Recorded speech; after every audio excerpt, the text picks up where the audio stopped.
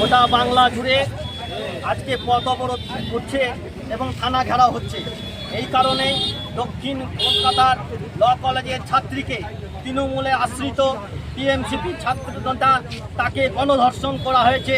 এবং আপনারা জানেন অভয়া এনআরজি মেডিকেল কলেজে গণধর্ষণ করে হত্যা করা হয়েছে। আমরা বিভিন্ন জায়গায় দেখছি যে নারীদের সুরক্ষা নেই, নারীদেরকে আজকে গণধর্ষণ করা হচ্ছে, হত্যা করা হচ্ছে। আমরা গোটা বাংলা জুড়ে তার প্রতিবাদ করছি। পথ অবরোধের মধ্য দিয়ে আমরা বাংলার মানুষকে জানাতে চাই যে আজকে আমরা জাতীয় কংগ্রেসে লড়াই করছি। আমরা এলাকার মানুষের অসুবিধার কথা চিন্তা করে থাকুন, কারণ আমাদেরকে জাতীয় কংগ্রেসের পক্ষ থেকে না করি প্রদেশ কংগ্রেসের নির্দেশে সন্ত্রাস জেলা কংগ্রেসের নির্দেশে দিনের দিন বেড়ে যাবে সাউথ। আজকে অভয়ার শাস্তি হয়নি বলে আজকে ল কলেজে আবার একটা নারীকে খুন সন্ত্রাস হতে, আজকে ধর্ষণ হতে হলো। তাই আমরা চাই যে দৃষ্টান্তমূলক শাস্তি হোক এবং গোটা বাংলা জুড়ে সন্ত্রাস বন্ধ হোক। সন্ত্রাস বন্ধ না হলে জাতীয় কংগ্রেসের লড়াই চলবে। আপনার নাম? আমার নাম পলাশ শাহ, আমি রঘুনাথগঞ্জ 2 নম্বর ব্লকের ওয়ার্কিং প্রেসিডেন্ট। অবগত আছেন যে সারা বাংলা ব্যাপী এই একজন মহিলা মুখ্যমন্ত্রী থাকা সত্ত্বেও বাংলার যারা মা বোন তারা ধর্ষিত হচ্ছে, বাংলার স্কুল কলেজের ছাত্রীরা ধর্ষিত হচ্ছে।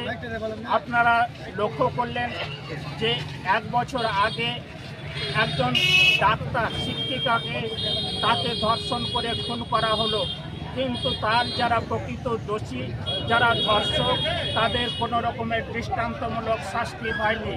তার ফলে সারা বাংলা ব্যাপী যারা দুষ্কৃতকারী, যারা ধর্ষণকারী, তারা নির্বিচারে এই রকম অন্যায় অত্যাচার চালিয়ে যাচ্ছে।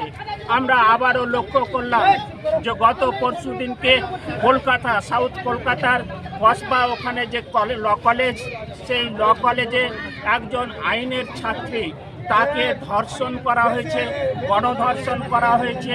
এবং যারা ধর্ষক তারা তৃণমূলের আশ্রিত এবং তৃণমূলের নেতৃত্ব, তারা ধর্ষণ করেছে। আমরা আবারও লক্ষ্য করলাম যে কিছুদিন আগে পদ্মশ্রী প্রাপক একজন মহারাজ, কার্তিক মহারাজ, তার বিরুদ্ধেও ধর্ষণের অভিযোগ উঠেছে।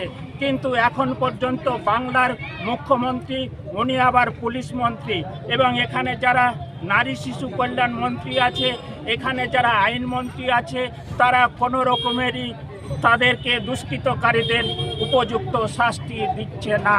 তাই সাধারণ মানুষ যারা দুষ্কৃতকারী তারা নির্বিচারে এই রকম ঘটনা ঘটিয়ে চলেছে।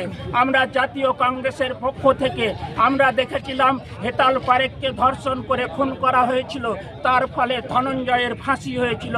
আমরাও চাই যে এখানে যারা ধর্ষক, কসবায় যে ছাত্রীকে, আইনের যে ছাত্রী তাকে ধর্ষণ করা হয়েছে, তার মনোজিৎ মিশ্র এবং তার যে সঙ্গী, তাদের দৃষ্টান্তমূলক শাস্তি চাই।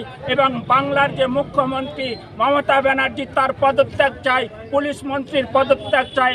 নারী শিশু কল্যাণের যে মন্ত্রী আছে, নারীদের সুরক্ষা দিতে পারছে না, তাই তাদেরও পদত্যাগ চাই আমরা জাতীয় কংগ্রেসের পক্ষ থেকে।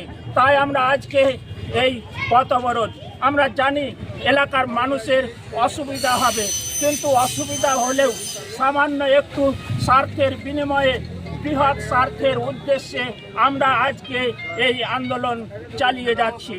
আর কোনোদিন যাতে বাংলার কোনো মাকে, বাংলার কোনো বোনকে, বাংলার কোনো ছাত্রীকে আর এইভাবে ধর্ষিত না হতে হয়, তাই আমরা সমস্ত সাধারণ মানুষের কাছে এটাই জানাতে চাই।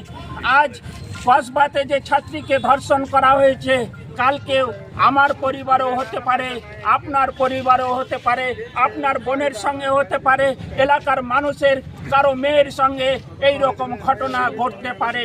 তাই আমরা যে আন্দোলন করছি, জাতীয় কংগ্রেস যে আন্দোলন করছে, সেই আন্দোলনে আপনাদের ক্ষুদ্র স্বার্থ ত্যাগ করে বৃহৎ স্বার্থের উদ্দেশ্যে, একটা সুস্থ সমাজ গড়ার উদ্দেশ্যে আপনারাও আমাদের আন্দোলনকে সমর্থন করবেন, এই আশা এবং এটাই আমরা দাবি করছি। এবং যারা প্রকৃত দুষ্কৃতকারী, ধর্ষণকারী, তাদের যেমন ধনঞ্জয়ের ফাঁসি হয়েছিল হেতাল পারেককে ধর্ষণ করার জন্যে, খুন করার জন্যে, আমরাও এই কসবার এই আইনের ছাত্রীকে ধর্ষণ করার জন্যে আমরা মনোজিৎ সেন মিশ্র সহ অন্যান্য যারা দোষী আছে তাদের এখানে আমরা ফাঁসি চাই এবং দৃষ্টান্তমূলক শাস্তি চাই। তার সাথে সাথে বাংলার মুখ্যমন্ত্রীর পদত্যাগ চাই, স্বাস্থ্যমন্ত্রীর পদত্যাগ চাই, পুলিশ মন্ত্রীর পদত্যাগ চাই এবং নারী শিশু কল্যাণ উন্নয়নের যে মন্ত্রী তারও পদত্যাগ চাই।